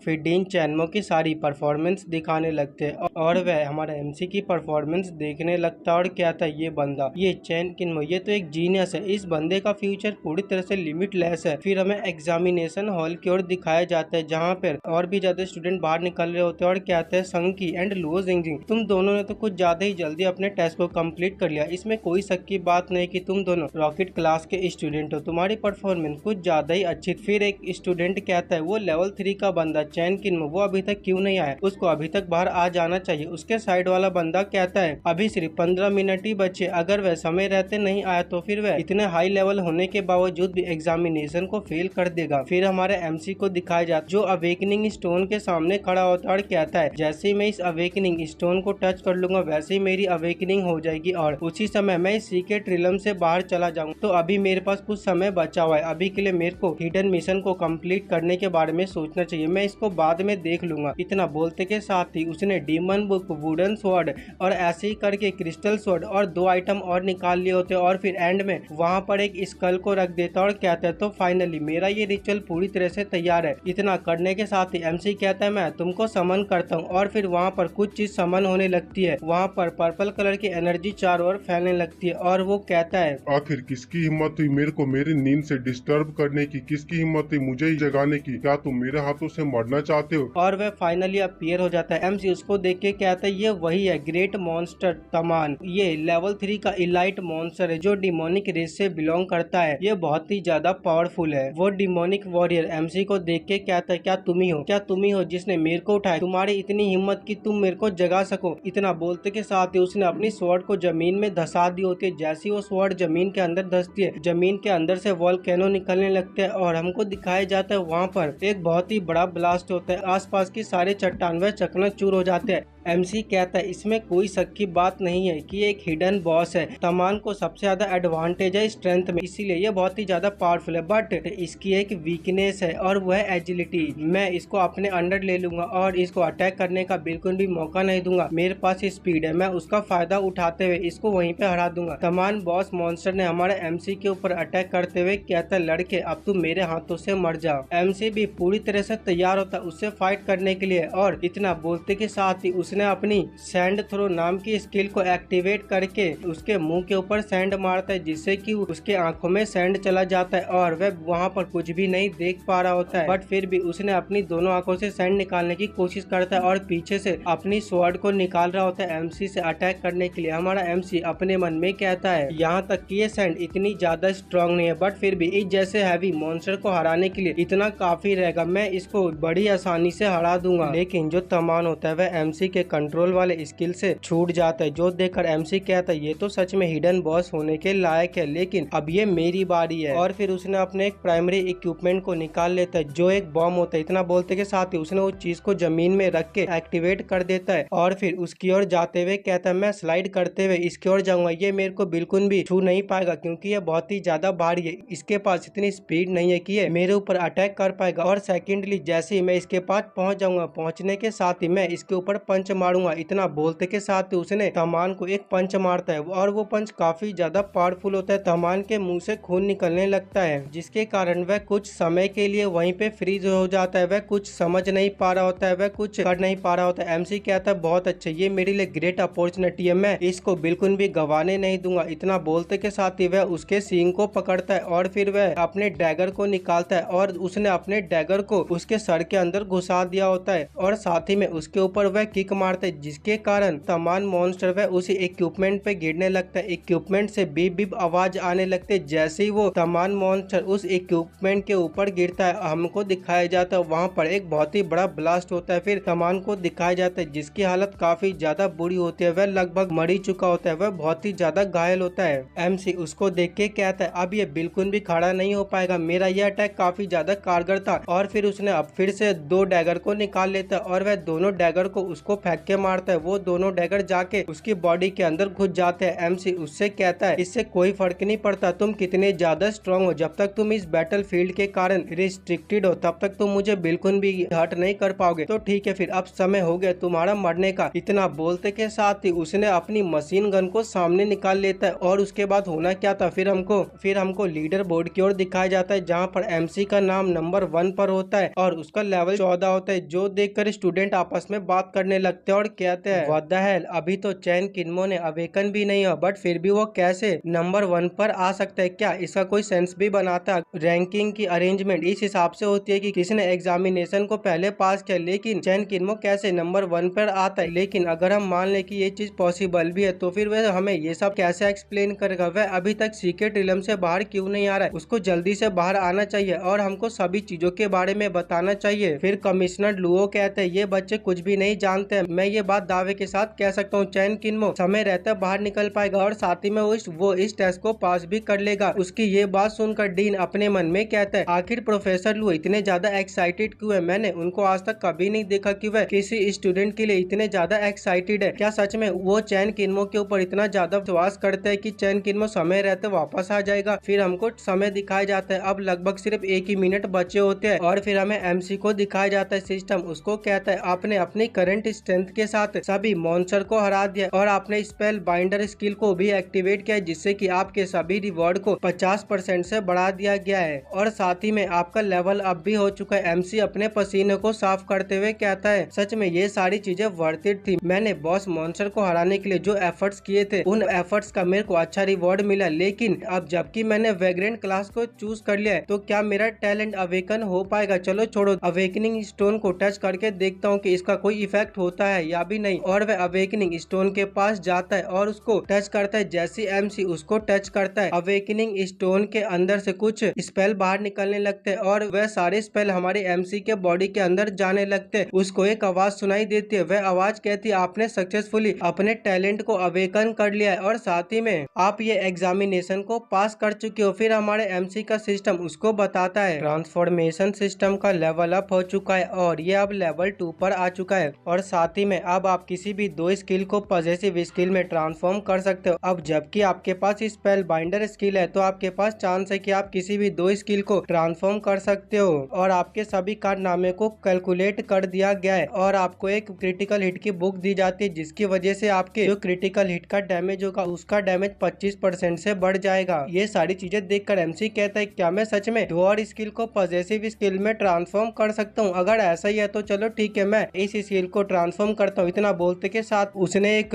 ग्लेटिंग गन की नाम की स्किल को पॉजिटिव स्किल में ट्रांसफॉर्म कर दिया होता है। सिस्टम उसको बताता है कि जब भी आप इस गन की हेल्प से किसी के ऊपर अटैक करोगे तो 25% चांस है कि गन का हिट डायरेक्ट जाके उसको लगेगा। MC ये चीज देखकर काफी ज्यादा खुश हो जाता है और कहता है डैम, अगर मेरी गन का हिट 100% हुआ तो मैं काफी सारे मॉन्स्टर को हरा सकता हूँ, मैं फ्यूचर में अपने से और भी ज्यादा हाई लेवल के मॉन्स्टर को हरा सकता हूँ। जब भी हम अपने सेम लेवल वाले मॉन्स्टर के साथ तो फाइट करते हैं तो हमारे जितने भी एट्रीब्यूट होते हैं वह ऑटोमेटिकली सप्रेस्ड कर दिए जाते हैं, स्पेशली हमारा हिट और क्रिटिकल हिट, जिसकी वजह से हम मॉन्स्टर के साथ फाइट नहीं कर पाते और हम मॉन्स्टर के द्वारा मारे जाते। लेकिन पॉजिटिव स्किल में ऐसा बिल्कुल भी नहीं है, जब तक मैं जिंदा हूँ तब तक मैं मॉन्स्टर को मार सकता हूँ। मेरा ये पॉजिटिव स्किल काफी ज्यादा अच्छा है। इतना बोलते के साथ ही वह अपने सिस्टम की ओर देख रहा होता है जहाँ पर सिर्फ एक ही स्पॉट बचा होता है। MC कहता है अब मेरे पास एक ही स्पॉट बचा है तो मेरे को एक ऐसी स्किल को चूज करना होगा जिसकी वजह से मैं अपने ओवरऑल कॉम्बैट पावर को बढ़ा सकता हूँ। इतना बोलते के साथ ही उसने एक एयरबोर्न नाम की स्किल को चूज कर लेता है। सिस्टम उसको बताता है आपकी इस स्किल को पॉजिटिव स्किल में ट्रांसफॉर्म कर दिया जाता है और इसका नाम वाइड व्हीप स्किल होता है। इस स्किल की हेल्प से जो भी एनिमी 10 मीटर की रेंज में होगा तो आप उसके ऊपर अटैक करोगे तो वो एनिमी जरूर आपके हाथों से मारा जाएगा। MC कहता है अगर मैं इसको एयरबोर्न नाम की स्किल से कंपेयर करूँ तो ये उससे काफी ज्यादा अच्छी है, क्योंकि एयरबोर्न स्किल में हमारी काफी ज्यादा ज्यादा एनर्जी खर्च होती है, लेकिन वाइड शिप स्किल में ऐसा बिल्कुल भी नहीं होता। इसमें कम एनर्जी लगती है और हम मल्टीपल एनिमी को भी हरा सकते हैं। सिस्टम जल्दी से मेरे करंट स्टेट पॉइंट को दिखाओ, और फिर सिस्टम एमसी के करंट स्टेट पॉइंट को दिखाता है, जो अगर आप लोग पढ़ना चाहो तो पढ़ सकते हो। और वह अपने स्टेट्स पॉइंट को देखने के बाद कहता है मेरी ओवरऑल कॉम्बैट पावर 10,000 से ज्यादा हो चुकी है। अब मैं मेनलैंड में किसी भी मॉन्स्टर के साथ फाइट कर सकता हूँ। तो ठीक है, फिर अब मेरे को यहाँ से चलना चाहिए। इतना बोलते के साथ ही वह वहाँ से जाने लगता है। फिर हमें एग्जामिनेशन हॉल की ओर दिखाया जाता है। स्पीकर से एक आवाज आती है और वो आवाज कहती है एग्जामिनेशन खत्म हो चुका है, सीक्रेट रिलम अब पूरी तरह से क्लोज हो चुका है। जैसे सीक्रेट रिलम क्लोज होने वाला होता है, वहाँ पर चारों ओर एक रोशनी फैल जाती है, जो देखकर स्टूडेंट कहने लगते हैं आखिर ये इतनी सारी रोशनी इस सीक्रेट रिलम से कैसे निकली है। फिर एग्जामिनेशन क्लोज होने से पहले हमारा एमसी बाहर निकल जाता है। एमसी को देख के स्टूडेंट कहने लगते हैं अरे ये तो चैन किन्मो है, इसने तो सच में अवेकन कर लिया और ये एग्जामिनेशन को पास कर चुका है। कमिश्नर लुओ एमसी की ओर देख के कहते हैं ये बच्चा ये तो सच में सक्सेसफुल हो गया। इस बच्चे का फ्यूचर पूरी तरह से लिमिटलेस होने वाला है। इस बच्चे की फ्यूचर अचीवमेंट बहुत ही ज्यादा टेरिफाइंग होने वाली है। फिर एक स्टूडेंट कहता है ये बाहर आया, ये तो हमें कुछ रिएक्शन भी शो नहीं कर रहा, ऐसा लगता है कि ये एक बिग शॉट है। दूसरा स्टूडेंट कहता है आखिर ये कौन सा बिग शॉट है, ये तो साफ साफ दिखता है इसने चीटिंग की है। कमिश्नर लुओ जल्दी से आप इसको पकड़ो और लियोंग के साथ इसको भी इन्वेस्टिगेट करो, इसने जरूर चीटिंग की होगी, आपको इसको अच्छे से इन्वेस्टिगेट करनी होगी। सभी स्टूडेंट यही सब बातें किए जा रहे होते हैं। उनकी बातें सुनकर कमिश्नर लुओ को गुस्सा आ जाता है और फिर वह अपने प्रेशर को रिलीज करने लगता है। कमिश्नर लुओ का प्रेशर इतना ज्यादा होता है कि स्टेडियम में जितने भी स्टूडेंट बैठे होते हैं वह सभी स्टूडेंट साइलेंट हो जाते हैं, कोई भी कुछ भी नहीं कह रहा होता है। और फिर वह एमसी से कहते हैं चैन किन्मो मुझे बताओ क्या तुम सच में एग्जामिनेशन को पास कर चुके हो। उसको देखकर एमसी अपने मन में कहता है आखिर ये मेरे पास इतनी जल्दी कैसे आ गया, मेरे को तो इसकी प्रेजेंस के बारे में पता भी नहीं चला। और फिर वो कहता है हाँ मैंने सच में एग्जामिनेशन को पास कर दिया है। उसकी बात सुनकर तो कमिश्नर लुओ खुश हो जाता है और कहता है ग्रेट, तुम तो सच में बहुत ही ज्यादा ग्रेट हो, तुम हेवनली जीनियस हो चैन किन्मो, तुम सच में डिजर्व करते हो फर्स्ट प्लेस पर आना। फिर सनकी कहता है कमिश्नर लुओ मुझे ऐसा लगता है कि इस लड़के के साथ कुछ प्रॉब्लम है, आखिर इस जैसा लड़का जो अपनी क्लास में सबसे ज्यादा बेकार है वो कैसे नंबर 1 पर आ सकता है, आपको इसके बारे में इन्वेस्टिगेशन करना चाहिए। लुओ जिंगजिंग कहती है हाँ कमिश्नर ये बिल्कुल सही कह रहा है, आपको इसके बारे में अच्छे से इन्वेस्टिगेशन करना चाहिए और चैन किन्मो को हम सभी को एक एक्सप्लेनेशन देनी चाहिए कि ये नंबर 1 पर कैसे आ गया। सभी स्टूडेंट कहने लगते हैं हाँ इसको एक्सप्लेनेशन देनी होगी, इसको हमें प्रूफ देना होगा, ये नंबर 1 पे कैसे आ गया इसको हमें अच्छे से बताना होगा। उन सभी की ऐसी बात सुनने के बाद कमिश्नर लुओ गुस्से में कहता है तुम सभी बेवकूफ कहीं के, तुम सभी बंच ऑफ फ्रॉग, तुम्हें कुछ भी आइडिया नहीं है। क्या तुम जानते हो कि चैन किन्मो फर्स्ट क्यों आया? चैन किन्मो फर्स्ट प्लेस पर इसलिए आया क्योंकि उसने बॉस मॉन्स्टर को हरा दिया और साथ ही में उसने एक हिडन बॉस मॉन्स्टर को हराया। तो फिर मुझे बताओ अगर ये फर्स्ट प्लेस पे आना डिजर्व नहीं करता है तो फिर तुम में से ऐसा कौन है, तुम में से ऐसा कौन है जो फर्स्ट प्लेस पे आना डिजर्व करता है? हिडन बॉस का नाम सुनकर तो सभी लोग पूरी तरह से कंफ्यूज हो जाते हैं और लुओ जिंगजिंग कहती है क्या हिडन बॉस, क्या यहाँ पर सच में हिडन बॉस एग्जिस्ट करता था? हिडन बॉस के बारे में तो टेक्स्ट बुक्स में भी कुछ भी नहीं लिखा था और साथ ही में चैन किन्मो को इस बारे में कैसे पता था? फिर हमें रॉकेट क्लास की टीचर को दिखाया जाता है जिनका नाम जुओ किन होता है। वो कहती है एक वीक स्टूडेंट जो नॉर्मल क्लास से है वो नंबर 1 पर आ गया, ये तो कुछ इस तरह है कि इसने हम सभी के मुंह पे तमाचा मार दिया और ये हमसे कह रहा है कि इसने हिडन बॉस मॉन्स्टर को हरा दिया। आखिर यहाँ पर चल के रहा है, क्या इसको सच में ऐसा लगता है कि हम इसकी बातों पे विश्वास कर लेंगे? इसने जरूर चीटिंग की होगी। और फिर वो एमसी के पास आती है और कहती है अगर यहाँ पर हिडन बॉस मॉन्स्टर था तो फिर तुमने इस बारे में हम सबको क्यों नहीं बताया? और मेरे को तुम ये बताओ तुम्हें हिडन बॉस मॉन्स्टर के बारे में कैसे पता चला? तुम्हें कैसे पता चला कि वहाँ पर एक हिडन बॉस मॉन्स्टर था? हमारा एमसी उसकी ओर देखता और कहता है मुझे ये बताओ आखिर मैं तुम्हें क्यों बताऊं? उसकी ये बात सुनकर तो जुओ किन वो तो पूरी तरह से हैरान हो जाती है और उसको एमसी के ऊपर गुस्सा आ रहा होता है। फिर बाकी के स्टूडेंट कहने लगते हैं वो रॉकेट क्लास की सबसे ज्यादा यंगेस्ट टीचर है, वो हमारे पूरे अकेडमी में यंगेस्ट टीचर है और चैन किन्मो की इतनी हिम्मत कि वो उनको ऐसे ह्यूमिलेट कर सके। क्या चैन किन्मो अपने आप को कुछ ज्यादा ही समझता है? टीचर जुओ किन इस मैटर को इतनी आसानी से जाने नहीं देगी, वो भी बहुत ही ज्यादा पावरफुल है, वो चैन किन्मो को अच्छा सबक सिखाएगी। फिर सन की अपनी स्वॉर्ड को निकालते हुए कहता है तूने अब कुछ ज्यादा ही बोल लिया, तेरी हिम्मत कैसे हुई हमारी टीचर को ऐसे ह्यूमिलेट करने की? मैं तुझे चैलेंज करता हूँ, मेरे साथ आ और मेरे साथ आके फाइट कर। बाकी के स्टूडेंट कहने लगते हैं सन की बिल्कुल सही कह रहा है, तूने हमारी टीचर को ह्यूमिलेट किया तो तुझे सन की के साथ फाइट करनी होगी। सन की हमारे पूरे कॉलेज का सेकंड स्ट्रॉन्गेस्ट पर्सन है तो तेरे को इसके साथ फाइट करनी होगी, जल्दी से इसके साथ फाइट कर, तूने चीटिंग की है। एमसी उसको देख के कहता है क्या तू इस लायक भी है, क्या तू इस लायक भी है कि तू मेरे साथ फाइट कर सके?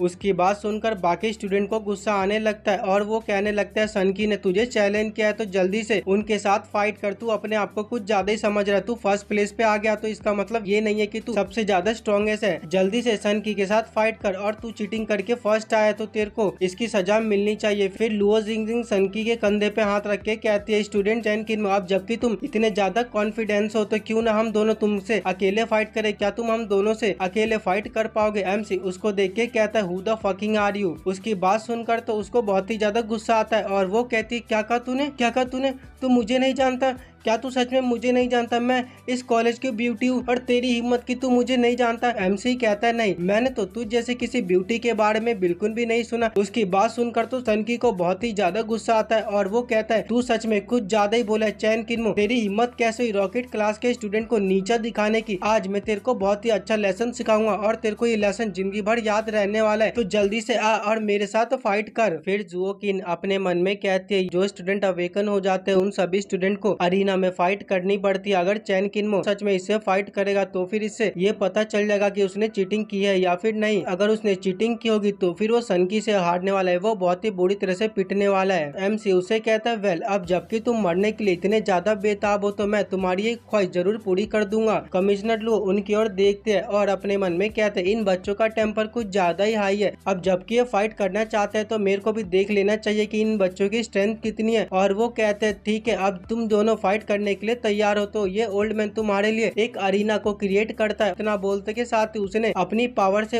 एक अरीना को क्रिएट कर दिया होता है। कमिश्नर लुओ कहते हैं मैं उम्मीद करता हूँ कि तुम दोनों अच्छे से फाइट करोगे और एक दूसरे को ज्यादा इंजर्ड नहीं करोगे। सनकी कहता है कमिश्नर लुओ आप इसके बारे में परवाह मत कीजिए, हम अच्छे से फाइट करेंगे। और सनकी एमसी से कहता है मैं ये उम्मीद करता हूँ कि तुम अच्छे से मुझसे फाइट करोगे। एमसी बड़ी तेजी से स्टेडियम के ऊपर चला जाता और कहता है तू फालतू बकवास करना बंद कर, अब जल्दी से आ और मेरे साथ आके फाइट कर। उसकी बात सुनकर सनकी ने अपने पिनेकल स्पीड को एक्टिवेट कर दिया होता है और वह फुल स्पीड से स्टेडियम के ऊपर जाते हुए कहता है अब जबकि तुम इतने ज्यादा कॉन्फिडेंस हो तो ठीक है आज मैं तुम्हें हरा के ये साबित कर दूंगा कि रॉकेट क्लास के स्टूडेंट सबसे ज्यादा स्ट्रॉन्ग होते हैं। सनकी को देखकर बाकी के स्टूडेंट कहने लगते तुम देख रहे हो ना स्वॉर्ड्समैन की सिग्नेचर स्किल है डिस्प्लेसमेंट। मैंने तो कभी सोचा नहीं था कि सीनियर सनकी इस लेवल पे पहुंच जाएंगे। वह अभी जिस लेवल पर है उस लेवल के बारे में हम तो सोच भी नहीं सकते, वो तो सच में बहुत ही ज्यादा पावरफुल है। हमें सनकी को दिखाया जाता है जो एमसी की ओर अटैक करते हुए कहता है लड़के अब तुम मर जा, लेकिन हमारा एमसी उस अटैक से बच जाता है और कहता है क्या बस तेरे पास इतना ही था, तू बस इतना ही पावरफुल है। एमसी को डॉज करता हुआ देखकर बाकी के स्टूडेंट कहने लगते अरे ये तो डॉज कर गया, ये तो सच में सीनियर सनकी के अटैक से बच गया। दूसरा स्टूडेंट कहता है इसमें सरप्राइज होने की क्या बात है, वो अवेकन हो चुका है तो उसके पास थोड़ी बहुत एबिलिटी तो होगी कि वह अपने आप को बचा सकता है, लेकिन तुम देखते रहो जीतेगा तो सनकी है जो यहाँ पर जीतने वाला है। सनकी उससे कहता है ओ तुम मेरे इस अटैक से बच गए, तुम ये मत समझो कि ये मेरा सबसे ज्यादा पावरफुल अटैक था, मैं बस थोड़ा सा ओवर कॉन्फिडेंस हो गया था, लेकिन अब मैं तुम्हारे ऊपर हल्का बिल्कुल भी नहीं जाने वाला हूँ। इतना बोलते के साथ उसने एमसी के ऊपर एक और अटैक कर देता है, लेकिन हमारा एमसी उस अटैक से बच जाता है। और फिर सनकी एमसी के ऊपर एक और अटैक करता है, लेकिन हमारा एमसी उस अटैक से बच जाता है और वह हवे में उड़ने लगता है। फिर सनकी ने अपनी स्किल डिस्प्लेसमेंट को एक्टिवेट कर देता है, जैसे कि वह वहाँ पर थोड़ा थोड़ा गायब होने लगता है और गायब होने के बाद बड़ी तेजी से एमसी के ऊपर अटैक करता है। हमको दिखाया जाता है वहाँ पर एक बहुत ही बड़ा ब्लास्ट होता है जो देखकर सभी कहने लगते हैं देखा जैसा कि एक्सपेक्टेड था, सनकी जीत चुका है, उसने चीटिंग की थी इसीलिए तो वह हमारे सनकी से हार गया। हमें कमिश्नर लू का फेस दिखाया जाता है जो काफी ज्यादा सीरियस होते हैं। सनकी कहता है मेरे इस सिग्नेचर अटैक से कोई भी नहीं बच पाता है, आज तक कोई भी ऐसा नहीं हुआ है जो मेरे इस अटैक से बच पाए। लेकिन वो आगे कुछ कह पाता, उसके फेस के ऊपर एक किक पड़ता है और हमको पता चलता है ये किक किसी और ने नहीं बल्कि हमारे एमसी ने मारी होती है। एमसी के किक से वो दूर गिर जाता है। एमसी को देखकर सभी पूरी तरह से हैरान हो जाता है और कहने लगते हैं क्या ये लड़का सेफ है, इसको कुछ भी नहीं हुआ है। और फिर हमारे एमसी ने अपनी पॉजेसिव स्किल को एक्टिवेट कर लेता है, अपने पॉजेसिव स्किल रिपल स्लैश से उसके ऊपर अपना एक रिपल स्लैश मारता है जिससे कि सनकी वहीं पर हार जाता है और वहीं पे गिर जाता है। और एमसी उससे कहता है तुम्हारी पिनेकल स्टेज चीज तो सच में बेकार थी। अगर मैं उसको अपने एजिलिटी से कंपेयर करूँ तो वो मुझसे बहुत ही ज्यादा स्लो है। फिर ज़ुक्विन कहती है मैं तो कुछ देख भी नहीं पाई, ये तो शुरू होने से पहले ही खत्म हो गया। चैन किन्मो हमारी क्लास का जीनियस स्टूडेंट था, लेकिन वो तो सिर्फ 30 सेकंड में ही हार गया। क्या चैन किन्मो इतना ज्यादा पावरफुल है? और हमारा MC लुओ जिंगजिंग की ओर देख के कहता है क्या तुम अभी भी मुझसे फाइट करना चाहती हो? लुओ जिंगजिंग कहती है नहीं, क्योंकि मैं तुमसे फाइट करने के लिए बिल्कुल भी वर्दी नहीं हूँ। और बाकी के स्टूडेंट कहने लगते हैं सर हमको माफ कर दिया, हम लोग तो बेवकूफ थे, हमें ऐसा लग रहा था कि आपने चीटिंग की थी, लेकिन आपने तो बिल्कुल भी चीटिंग नहीं की थी। आप तो सच में बहुत ही ज्यादा पावरफुल हो, हम लोग उसी की रिस्पेक्ट करते हैं जो बहुत ही ज्यादा पावरफुल होता है। चैन किन्मो तुम सच में नंबर 1 पर आना डिजर्व करते हो। एक लड़की कहते सीनियर क्या आपके पास कोई गर्लफ्रेंड है? अगर नहीं है तो क्या आप मेरे को अपना नंबर दे सकते हो? लुओ जिंगजिंग अपने मन में कहते चैन किन्मो मैंने तो सोचा नहीं था कि ये इतना ज्यादा पावरफुल होगा। आखिर मुझे इसको देखकर इतनी स्ट्रेंज फीलिंग क्यों आ रही है? मेरे को इसको देखकर अपने मन में कुछ हो रहा है। कमिश्नर लुओ अपने मन में कहते हैं ये चैन किन्मो इसकी स्किल काफी ज्यादा टेरिफाइंग है। जब मैं यंग था तो मैं भी इसके जितना स्ट्रॉन्ग नहीं था, कहीं ऐसा तो नहीं कि ये फ्यूचर में लेजेंडरी 5th टायर तक जा सकता है। ये सच में एक ट्रू जीनियस है, इसका फ्यूचर काफी ज्यादा ब्राइट है। चाहे कुछ भी हो जाए, हमें चाहे कितने भी सेक्रीफाइस करना पड़े, हमें कुछ भी करके इसको अपने जियानचेंग कॉलेज में रखना होगा। और वह अनाउंस करते हुए कहते हैं मैं स्कूल के एडमिनिस्ट्रेशन के बिहाफ पे ये अनाउंस करता हूँ कि चैन किन्मो की परफॉर्मेंस बहुत ही ज्यादा अच्छी थी, इसलिए मैं उसको 1 million blue star currency reward में देता हूँ। और साथ ही में मैं उसको हेवन प्राइड स्टूडेंट का टाइटल देता हूँ। हेवन प्राइड का नाम सुनकर तो सभी टीचर पूरी तरह से हैरान हो जाते हैं। और हमारा MC कहता है इन लोगों के रिएक्शन से ऐसा लगता है कि ये कुछ ज्यादा ही अच्छा है, क्या मैं इसको पैसों के बदले में एक्सचेंज कर सकता हूँ? स्कूल के डीन कहता है 20 साल हो गए, अब अभी तक कोई भी ऐसा स्टूडेंट अपीयर नहीं हुआ जिसके पास हेवन प्राइड का टाइटल हो। पिछली बार जो स्टूडेंट था जिसको हेवन प्राइड का टाइटल मिला हुआ था वो अभी 4th टायर का बन चुका है। और कमिश्नर लू और कुछ लोग ऐसे जो हमारे कॉलेज में रहते वो अभी सिर्फ 3rd टायर के। कहीं इसका ये मतलब नहीं कि चैन किन्मो भी फ्यूचर में 4th टायर तक जा सकता है?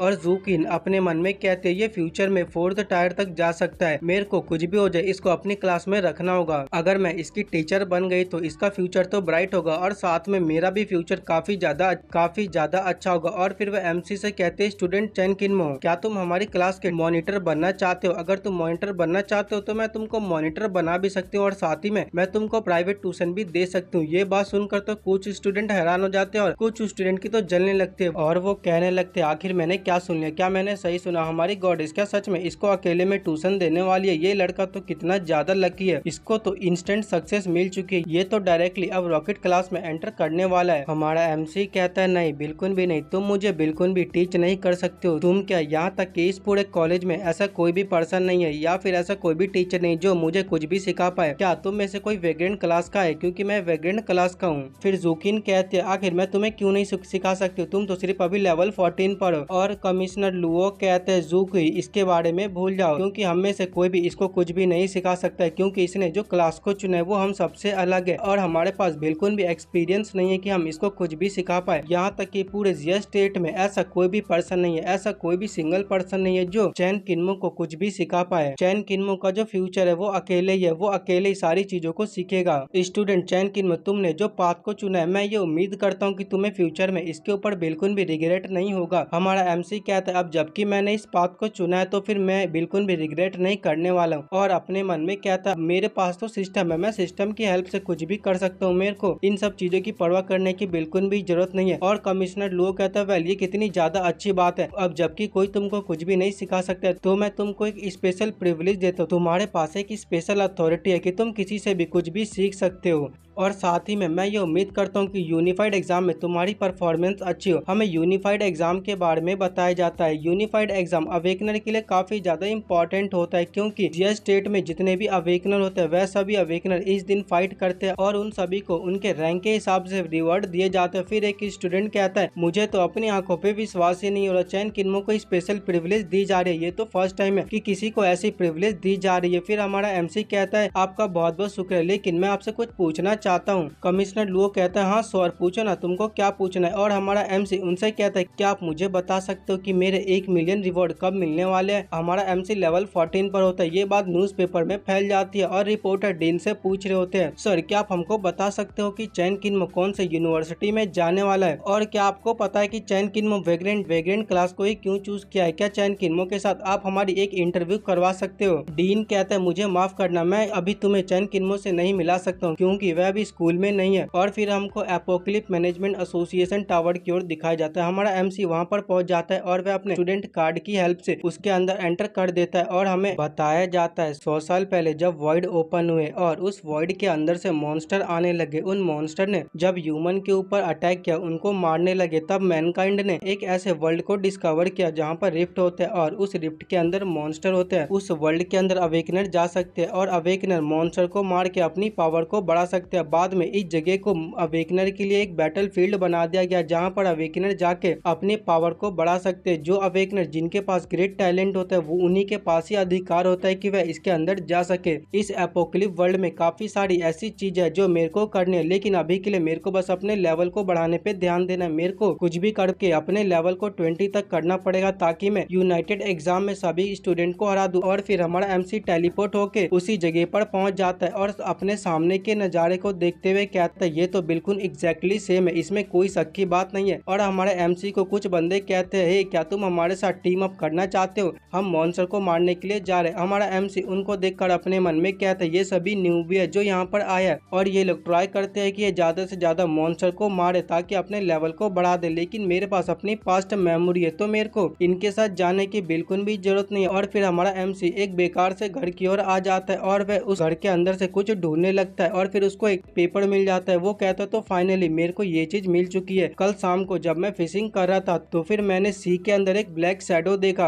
अगर मैं ये बात किसी को बताऊंगा तो कोई भी मेरी बातों पे विश्वास नहीं करेगा, कोई भी नहीं जानता कि ये ब्लैक शैडो कितना ज्यादा पावरफुल है। सिस्टम उसको बताता है कि आपको कांग्रेचुलेशन, आपने सक्सेसफुली हिडन मिशन को ऑब्टेन कर लिया है। आपके पास मिशन है कि आपको उस ब्लैक शैडो को मारना है जिसकी डिफिकल्टी 3.5 स्टार की होती है। आपको समुद्र पर जाके म्यूटेड टर्टल के पूंछ को लेना होगा और फिर आपको इस मिस्टीरियस ब्लैक शैडो को मारना होगा जिसके रिवॉर्ड के बारे में अभी हमें नहीं बताया जाता है। हमारा एमसी कहता है आखिर किसने सोचा था कि इस जैसी हिडन लोकेशन में ऐसा हिडन मिशन हो सकता है। ये जो हिडन मिशन है ये न्यूबी के लिए बहुत ही ज्यादा अच्छा है क्योंकि इससे हमें काफी सारे एक्सपीरियंस और अच्छे रिवॉर्ड मिलते हैं। ये न्यूबी के लिए बहुत ही अच्छा है। फिर डूम बीच की ओर दिखाया जाता है जहाँ पर काफी सारे स्टूडेंट होते हैं जो वहाँ पर म्यूटेड टर्टल को मार रहे होते हैं और अचानक से उन सभी के ऊपर किसी ने एक फायर का अटैक कर देता है। वो फायर का अटैक उन सभी के ऊपर जाता है और डायरेक्ट जाके हिट होता है जिससे कि उनमें से कुछ स्टूडेंट तो घायल हो जाते हैं। और एक बंदा कहता है डी होंग आखिर तुम यहाँ पर क्या कर रहे हो, क्या तुम नियमों को तोड़ रहे हो? नियमों के हिसाब से कोई भी स्टूडेंट यहाँ पर फाइट नहीं कर सकता है, तो फिर तुम्हारी हिम्मत कैसे हुई हमारे ऊपर अटैक करने? फिर हमें एक बंदे को दिखाया जाता है जिसका नाम डी होंग होता है और वह मैजिक स्वॉर्डमैन होता है। वो कहता है अरे मैं तो मॉन्स्टर को मार रहा था बट पता नहीं कैसे मेरा अटैक तुम्हारे ऊपर लग गया। तो मैं तुम सभी को ये कहना चाहता हूँ जल्दी से यहाँ से दफा हो जाए क्योंकि इस बीच के ऊपर जितने भी मॉन्स्टर है वह सभी मुझे बिलोंग करते हैं। फिर वो स्टूडेंट कहता है ये जगह पब्लिक है, ये हम सबके लिए ओपन है, ये तुम्हारा कोई प्राइवेट प्लेग्राउंड नहीं है। वह आगे कुछ कह पाता, उसके फेस के साइड में एक बंदे ने अपनी स्वॉर्ड को लगा दी होती है और वो बंदा कहता है क्या तुम मेरी बात से एग्री नहीं करते हो? तो ठीक है, मैं ये गारंटी के साथ कह सकता हूँ कि तुम यहाँ पर एक भी किसी सिंगल मॉन्स्टर को भी नहीं मार पाओगे। फिर एक लड़की उसको खींचते हुए कहते चलो इस बारे में भूल जाओ, हमको यहाँ से जाना होगा। हम इन मैजिक स्पिरिट एकेडमी के साथ फाइट नहीं कर सकते हैं क्योंकि जिया स्टेट में इनकी एकेडमी का रैंक नंबर 10 पे आता है। हमारे पास इतनी हिम्मत नहीं है कि हम इनके साथ फाइट कर सके। वो बंदा कहता बट ये लोग तो इस जगह को डोमिनेट कर रहे हैं, ये तो हमें बिल्कुल भी मॉन्स्टर के साथ फाइट नहीं करने दे रहे। अगर हमने मॉन्स्टर के साथ फाइट नहीं की तो फिर हमारा लेवल डाउन हो जाएगा। और हमारे एमसी को दिखाया जाता है जो अभी भी मॉन्स्टर के साथ फाइट किए जा रहा होता है। फिर एक लड़की कहती है सीनियर, ये लड़का तो अभी भी मॉन्स्टर के साथ फाइट किए जा रहा है। उसका सीनियर कहता है क्या यहाँ पर एक फ्रेशमैन है जो मॉन्स्टर के साथ फाइट कर रहा है? इस ट्रेस की इतनी हिम्मत की हमारे सामने फाइट कर सके। और उनमें से एक बंदा कहता है आज मैं इस फ्रेशमैन को बहुत अच्छा लेसन सिखाऊंगा। तुम दोनों एक काम करो, मैं अपने चैन की हेल्प से सभी मॉन्स्टर को बांध दूंगा और फिर तुम सभी उन मॉन्स्टर को मारने लग जा। मैं ये इंश्योर करूंगा कि ये लड़का इनमें से किसी भी मॉन्स्टर को ना मार पाए। इतना बोलते के साथ ही उसने अपनी चैनों के साथ सभी मॉन्स्टर को बांध दिया होता है। हमारा एमसी कहता है क्या ये अपनी मैजिक को यूज कर रहा है इन सभी मॉन्स्टर को मारने के लिए? और हमको दिखाया जाता है उस बंदे ने सभी मॉन्स्टर के ऊपर अटैक करके अपने टारगेट को लॉक कर दिया होता है। और हमारा एमसी कहता है यहाँ पर एक मॉन्स्टर ओनरशिप सिस्टम है जिसकी वजह से जो प्लेयर किसी भी मॉन्स्टर को डैमेज देता है तो उस मॉन्स्टर का जो ओनरशिप होता है उसी प्लेयर के ऊपर जाता है। अगर कोई दूसरा प्लेयर उस मॉन्स्टर को हरा देगा तो फिर दूसरे वाले प्लेयर को कोई भी रिवॉर्ड नहीं मिलने वाला है जिसके पास उसकी ओनरशिप होगी, जिसने पहले उसको डैमेज दिया होगा। सभी रिवॉर्ड उसी बंदे को मिलेंगे। लेकिन ये सारी चीजें नॉर्मल बंदों के लिए, मेरे लिए बिल्कुल भी नहीं है। मेरे पास सिस्टम है और मैं सिस्टम की हेल्प से इन सभी के ऊपर अटैक कर सकता हूँ। इतना बोलते के साथ ही वह अपने किसी स्किल को एक्टिवेट कर लेता है और एक्टिवेट करने के साथ ही उन सभी मॉन्स्टर के ऊपर एक साथ अटैक कर देता है। सभी मॉन्स्टर के ऊपर लगातार अटैक किए जा रहा होता है, जो देखकर वो तीनों बंदे कहते हैं अरे सामने देखो वो फ्रेशमैन, वो तो फिर से उन सभी मॉन्स्टर के ग्रुप के ऊपर अटैक करता है। क्या वो उन सभी मॉन्स्टर को उन दोनों मेजेस से चुराना चाहता है, वह उनकी ओनरशिप को लेना चाहता है। डी होंग देखता और कहता है क्या इस फ्रेशमैन को ऐसा लगता है कि ये इनके ऊपर डैमेज देख के हमसे हमारी ओनरशिप को ले सकता है? बिल्कुल भी नहीं, मैं सिर्फ एक ही अटैक में इन सभी मॉन्स्टर को खत्म कर दूंगा। इतना बोलते के साथ ही उसने अब एक आइस का अटैक कर दिया होता है उन सभी मॉन्स्टर के ऊपर। फिर हमको बताया जाता है जो भी प्लेयर एपोक्लिप्स वर्ल्ड में मारे जाते हैं उनका एक लेवल कम हो जाता है और जो प्लेयर एक से ज्यादा बार मारे जाते हैं वह दोबारा रियल लाइफ में कभी भी रिवाइव नहीं हो पाते हैं। और फिर डी होंग कहता है इन सब में तुम्हारी गलती थी, तू जैसे ट्रैश को क्या सच में लगा था कि तू हमसे हमारे मॉन्स्टर को छीन सकता है? यही होता है अगर तुम मैजिक स्पीड एकेडमी के स्टूडेंट के साथ पंगा लेते हो। फिर हमें उन तीनों की ओर दिखाया जाता है। उन तीनों में से एक बंदा कहता है ये बात तो सच है कि वो फ्रेशमैन इन दोनों मेजेस के साथ बिल्कुल भी कम्पिटिट नहीं कर सकता है। और उनके साइड वाली लड़की कहती है वैसे तो इन सब में भी हमारी गलती, हमें उस फ्रेशमैन की हेल्प करनी चाहिए, नहीं तो वो फ्रेशमैन अभी सेफ होता। बट हमको दिखाया जाता है स्मोक के अंदर से अभी भी मॉन्स्टर के मरने की आवाज आ रही होती है, जो देखकर वो बंदा कंफ्यूज हो जाता है और कहता है आखिर अंदर चल क्या रहा है। और वो तीनों पीछे देखते हैं और कहते हैं क्या वो लड़का उन दोनों के अटैक से बच गया? लेकिन अगर वो दोनों मेजेस अपने सेम लेवल वाले पर्सन के ऊपर अटैक करे तो फिर वो पर्सन बिल्कुल भी नहीं बच पाएगा। और डी होंग अपने साथियों से कहता है तुम दोनों जल्दी करो, जल्दी से एक और आइस का अटैक इनके ऊपर करो और ये बात इंश्योर करना कि ये जो अटैक वो सबसे पहले मॉन्स्टर के ऊपर लगना चाहिए। और हमारा एमसी को दिखाया जाता है जो अपने मन में कहता है मेरे को ज्यादा कुछ नहीं करना, मेरे को बस अपनी पॉजिटिव स्किल को एक्टिवेट कर लेना है। उसने अपनी पॉजिटिव स्किल को एक्टिवेट कर लेता है और फिर अपने हाथ में मशीन गन को ले आता है और वह मशीन गन से सभी टर्टल के ऊपर लगातार अटैक करने लगता है, जिससे कि जितने भी टर्टल होते हैं उन सभी टर्टल की एचपी लगातार गिरे जा रही होती है। सिस्टम उसको बताता है सभी मॉन्स्टर की एचपी कम हो चुकी है। और फिर उन तीनों की ओर दिखाया जाता है। उन तीनों में से एक बंदा कहता है मुझे तो विश्वास ही नहीं हो रहा कि एक मशीन गन इतना ज्यादा डैमेज दे सकती है। एक लड़की कहती है लेकिन मशीन गन तो सिर्फ 8 ही सेकंड तक चल सकते हैं, तो फिर ये लड़का कैसे अपने इस मशीन गन से कंटिन्यू अटैक किए जा रहा है? सच में ये ऐसी चीज है जो मैं पहली बार देख रही हूँ। हमें उन तीनों की ओर दिखाया जाता है। उन तीनों की तो हालत काफी ज्यादा खराब होती है और वो तीनों एक ही बात कह रहे होते हैं आखिर एक फ्रेशमैन कैसे हमारे मॉन्स्टर को चुरा सकता है? हमारा एमसी को दिखाया जाता है जिसकी लगभग मशीन गन की गोली खत्म हो जाती है और वो कहता है सही समय पे ये स्पेल कास्ट हो चुका है। और हमको दिखाया जाता है वो जो स्पेल होता है वो कंप्लीट हो जाता है और उस स्पेल में से आइस के अटैक आने लगते हैं और वो सारे आइस के अटैक उन सभी टर्टल के ऊपर लगने लगते हैं, जिससे कि वहाँ पर जितने भी टर्टल होते हैं वह सभी टर्टल मारे जाते हैं। और हमारा एमसी उनकी ओर देख के कहता है तुम बेवकूफों का शुक्रिया, तुम्हारी वजह से मैंने बड़ी आसानी से इन सभी मॉन्स्टर को हरा दिया। और डी होंग काफी ज्यादा गुस्से में होता है। वो अपने मन में कहता है इसने तो सच में हमारे सभी मॉन्स्टर को चुरा दिया, मैं इस लड़के को इतनी आसानी से जाने नहीं दूंगा। और उन तीनों में से बीच वाला बंदा हंसने लगता है और कहता है देखा देखा ये सभी हमारे सामने कितने ज्यादा एरोगेंट बन रहे थे, लेकिन एक फ्रेशर ने इनसे इनके मॉन्स्टर को चुरा लिया, सच में ये कितना ज्यादा सेटिस्फाइंग है। उनमें से दूसरा बंदा कहता है यही होता है इतना ज्यादा एरोगेंट बनने का, अब इन लोगों को कोई ऐसा पर्सन मिल चुका है जो इनसे ज्यादा स्ट्रॉन्ग है। उन सभी की ऐसी बातें सुनकर तो डी होंग को बहुत ही ज्यादा गुस्सा आ रहा होता है। वह उन सभी के ऊपर अटैक करने वाला होता है, लेकिन पीछे से उसके साथी कहते हैं क्लास मॉनिटर रुक जाइए, क्लास मॉनिटर आप यहीं पे रुक जाइए, आपको इस बारे में सोचना चाहिए। इस लड़के ने जो अटैक किया था वो सच में काफी ज्यादा स्ट्रॉन्ग था, इसका अटैक हम सभी के कंबाइन अटैक से भी ज्यादा स्ट्रॉन्ग था। उसकी ये बात सुनकर तो क्लास मॉनिटर उसको कुछ भी नहीं कहता है और फिर वहाँ से जाते हुए कहता है चैन किन्मो यही नाम है ना तुम्हारा, ठीक है मैं अभी के लिए जा रहा हूँ लेकिन मैं तुम्हारा नाम याद रखूंगा और एक दिन हम दोबारा जरूर मिलेंगे। एमसी उससे कहता है आखिर तुम्हें किसने कहा, आखिर तुम्हें जाने के लिए किसने कहा, क्या तुमने जाने के लिए मुझसे परमिशन ली? एमसी की बात सुनकर तो वो घबरा जाता है और कहता है हे डूड तुमने तो पहले ही हमारे सभी मॉन्स्टर को छीन लिया, तो फिर हम यहाँ पे क्यों रुके, अब हम यहाँ से जा रहे, क्या तुम्हें और भी हमसे कुछ चाहिए? हमारा एमसी उनसे कहता है हाँ ये तो बहुत ही ज्यादा सिंपल बात है, तुम सभी के पास बस 1 ही मिनट है, जल्दी से तुम्हारे पास जितने भी आइटम है वह सभी आइटम मेरे को दे दो, नहीं तो तुम सभी को अपना लेवल शुरू से करना पड़ेगा। एमसी की इस बात का मतलब होता है कि एमसी इन सभी का काम तमाम यहीं पे कर देगा। एमसी की बात सुनकर तो उनमें से एक को काफी ज्यादा गुस्सा आ जाता है और वो कहता है तू अब कुछ ज्यादा ही बोला है, इससे क्या फर्क पड़ता है कि तूने हमसे ज्यादा हाई डैमेज वाला अटैक किया है, लेकिन एक बात तो ध्यान रख अगर तू हमसे फाइट करेगा तो इससे तुझे भी सफर करना पड़ेगा, हम तुझे कुछ भी सामान नहीं देने वाले। इतना बोलते के साथ उसने अपना एक फायर बॉल का अटैक प्रिपेयर कर लिया होता है, जो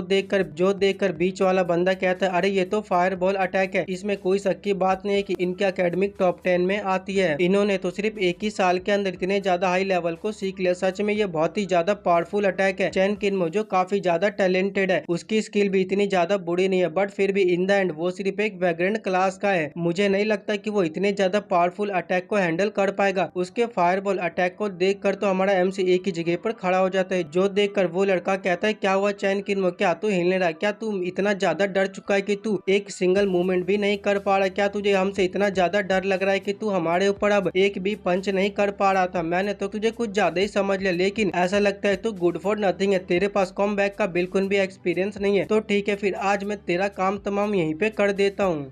तो दोस्तों इसी के साथ यह एपिसोड होता है खत्म। और अगर आप लोगों को इसका नेक्स्ट एपिसोड चाहिए तो जल्दी से इस वीडियो को लाइक कर दीजिए। जितने ज्यादा इस वीडियो के ऊपर लाइक होंगे उतना ही चांस होगा कि नेक्स्ट एपिसोड जल्दी आ जाएगा, नहीं तो वीडियो को आने में थोड़ा सा टाइम लग सकता है। तो ठीक है, फिर अब हम मिलेंगे किसी और एपिसोड में, तब तक के लिए गुड बाय।